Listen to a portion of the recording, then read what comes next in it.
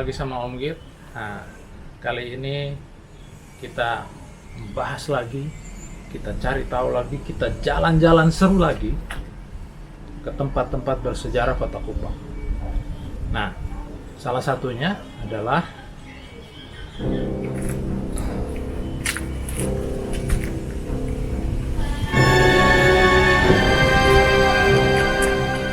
ini adalah salah satu kompleks pekuburan Chinese keturunan Tionghoa yang ada di Kupang, yang masih ada di dalam kota ya, dalam kota. Nah, dan masih cukup terawat karena masih ada keluarga-keluarganya yang memelihara dan merawat, dipagar, dirawat kompleksnya. Tapi masuk ke sini memang kita harus sedikit melewati rumah-rumah masyarakat karena di sekitarnya sudah menjadi kompleks perumahan dan ini posisinya di tengah kota. Oke, mari kita lihat ke dalam.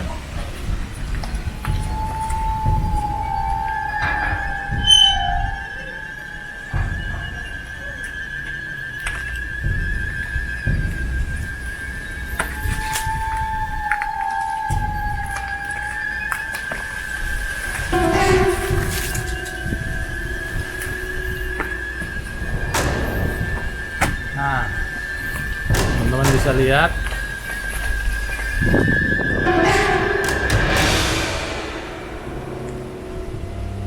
memang sempat tidak terawat karena beberapa waktu yang lalu Kupang dilanda angin badai sehingga ada pohon yang jatuh menimpa pagar. Tapi benar-benar luar biasa.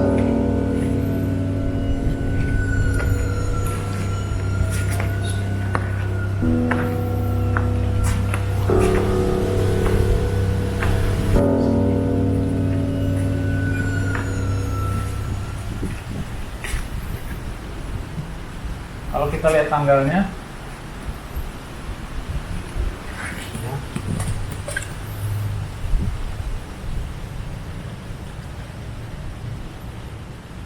dari tahun 1975, lahir 1891, meninggalnya 1975. Jadi ini cukup tua ya, luar biasa. Kita lihat arsitekturnya, benar-benar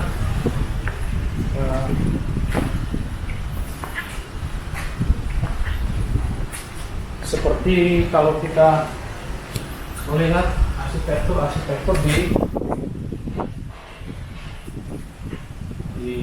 Cina Daratan. Jadi ada tulisannya, saya kurang tahu artinya apa, tapi nah ini kayaknya lebih tua lagi yang sebelah sini.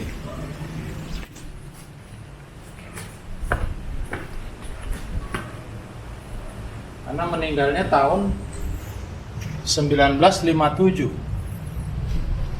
Berarti kalau yang tadi di sana kan 75, ini 57. Ini lebih tua lagi. Gitu. Nah, pagar di belakang kena pohon yang patah dan rontok. Pagarnya juga jadi rontok. Tapi kita bisa lihat di sini ya. Ini luar biasa sekali. Bulannya benar-benar bisa jadi salah satu peninggalan bersejarah di Kota Kupang yang ya beruntung masih ada keluarga dari mendiang orang-orang tua, leluhur dari teman-teman kita ini yang masih dirawat oleh keturunan-keturunan. Nah, mari kita lihat ke belakang, ini masih ada banyak, masih ada beberapa kayaknya, ada 4 kuburan lagi.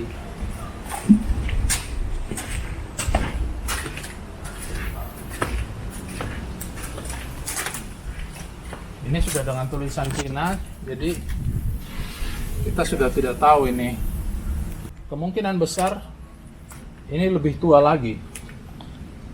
lebih tua lagi dari yang di dalam.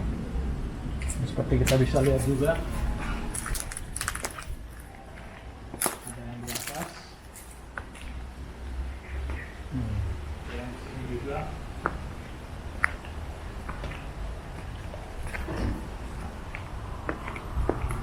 Luar biasa. Biasanya kuburan Cina itu dipilih di lereng-lereng bukit atau di atas bukit. Seperti kalau teman-teman bisa lihat dari sini, kita bisa lihat sampai ke pantai ya, ke laut. Pemandangannya luar biasa. Dan biasanya kuburan Cina itu dibuat menghadap utara.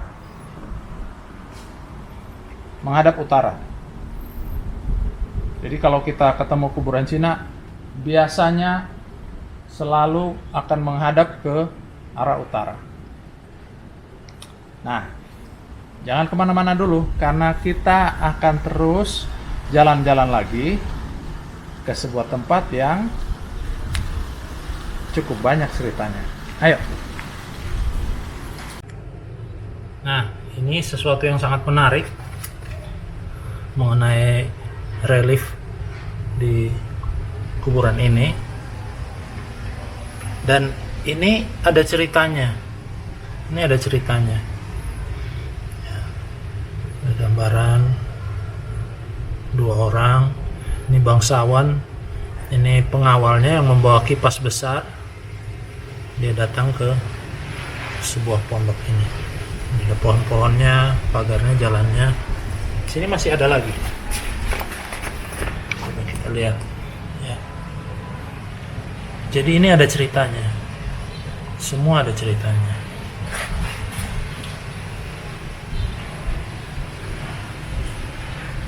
Dan artinya bahwa ini semua sudah ada sejak, boleh dibilang mungkin 100 tahun, dari turun temurun, sejak bangsa keturunan Tionghoa ada di Kupang.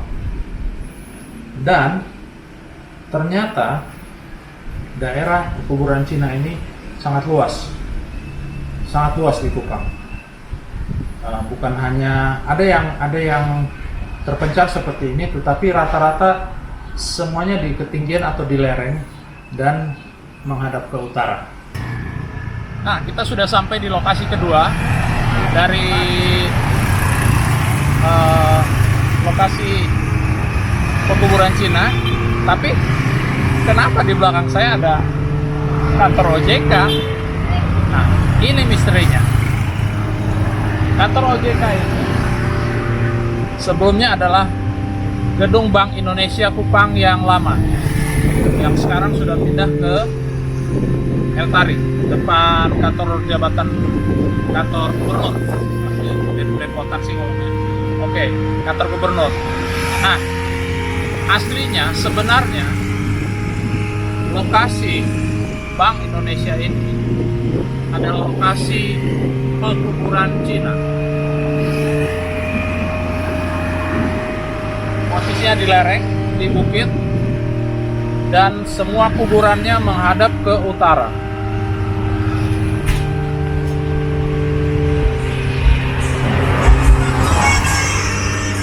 Oke, mungkin kurang jelas ya di sini karena di belakang ada pohon-pohon. Kita jalan-jalan sedikit ke Taman Fontaine di dekat kita. Ayo.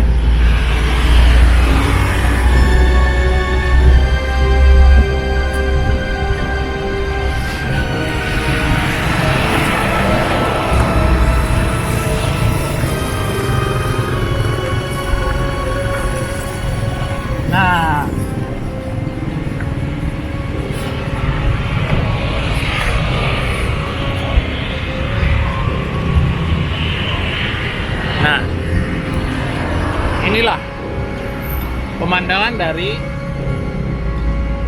kantor Bank Indonesia Kupang yang lama. yang menjadi misteri adalah ternyata tempat pekuburan Cina bukan hanya di tempat kita yang pertama tadi, kedua di sini, tetapi hampir dari seluruh lereng ini sampai daerah di belakang Polres Lama itu adalah daerah kuburan Cina. Termasuk yang sekarang adalah menjadi rumah dinas wakil gubernur yang ada di samping bekas kantor Bank Indonesia ini. Satu hal yang menjadi misteri di situ yang menarik adalah ada sebuah pohon beringin. Pohon beringinnya itu diberi nama pohon beringin terbalik. Mungkin karena bentuknya yang aneh, seperti pohon beringin itu terbalik, tapi itulah namanya. Dan dulu di rumah jabatan wakil gubernur yang sekarang itu ada sonaf. Sonaf itu namanya Sonaf Naime. Dan banyak sekali, menurut cerita ini, sekali lagi menurut cerita, teman-teman boleh percaya boleh tidak ya, sering terjadi penampakan dan lain-lain, tapi ya itulah. Nah, sebenarnya kalau kita melihat ke belakang, pembongkaran makam-makam ini sudah dimulai sejak 1963. Sangat lama. Artinya memang kuburan-kuburan Cina ini di sekitar sini itu ada sudah sebelum itu, sudah sejak lama. Sudah di awal abad 20 ya, abad ke-20 kok, 2020. Di awal abad ke-20 daerah perbukitan ini sudah dipenuhi oleh pekuburan Cina. Kubur-kubur ini dibongkar karena rencana mau membangun gedung Bank Indonesia ini. Jadi dibongkar mulai dari tahun 1963 sampai kira-kira 1965. Baru kemudian setelah itu pembangunan gedung Bank Indonesia ini dilaksanakan. Dan mungkin karena dulu bukan karena bekas kuburan ya, tapi mungkin kalau saya lebih melihat karena keselamatan kerja dan lain-lain, itu alat-alat untuk pengamanan orang dalam bekerja membangun gedung bertingkat itu masih sangat kurang, sehingga banyak terjadi kecelakaan yang memakan korban jiwa hanya untuk membangun gedung Bank Indonesia ini. Jadi sudah bekas kuburan, dan selama pembangunannya pun memakan banyak korban. Nah, teman-teman semua, ceritanya masih panjang sebenarnya ya. Kuburannya digali dan dipindahkan mulai tahun 1963 sampai, tadi saya bilang sampai 1965 ya. Bukan, sampai 9, kira-kira setahun aja, 1964. 65 itu mulai, terus 64 setelah dibongkar, digali, terus dimulai pembangunan gedung Bank Indonesia ini sampai tahun 1967. Itu baru selesai. Dan karena kurangnya safety, keselamatan kerja, banyak sekali korban yang meninggal, pekerja-pekerja yang meninggal hanya untuk membangun, karena gedung ini berlantai-lantai, lantainya banyak gitu. Tapi banyak orang yang menghubung-hubungkan korban-korban itu dengan karena lokasinya gitu. Well, boleh percaya boleh tidak, banyak yang bilang karena ini daerah pekuburan, dalam membangunnya jadinya banyak korban. Padahal sebenarnya bisa saja, karena seperti saya bilang tadi, masalah safety untuk pekerja dan keselamatan kerja itu kurang terjamin. Dan saya ada mencatat sedikit ya, gedung Bank Indonesia ini akhirnya diresmikan oleh Bapak Radies Prawiro. Itu pada periode 1966 sampai 1973. Total luas bangunan ini 2.756 meter persegi. Dan sekarang seperti teman-teman lihat, karena Bank Indonesia sudah punya gedung baru di depan kantor gubernur, gedung yang lama ini dipinjamkan kepada Otoritas Jasa Keuangan atau OJK. Dan ini banyak sekali. Ini aslinya penuh dengan kuburan Cina. Bukan hanya di sini, tapi sampai ke bawah ini, ke tempat saya sedang berdiri, terus sampai di belakang Polres Lama. Nah, semuanya kembali ke teman-teman. Boleh percaya, boleh tidak, tapi ini adalah sejarah. Jangan sampai kita lupa sama sejarah. Karena apa?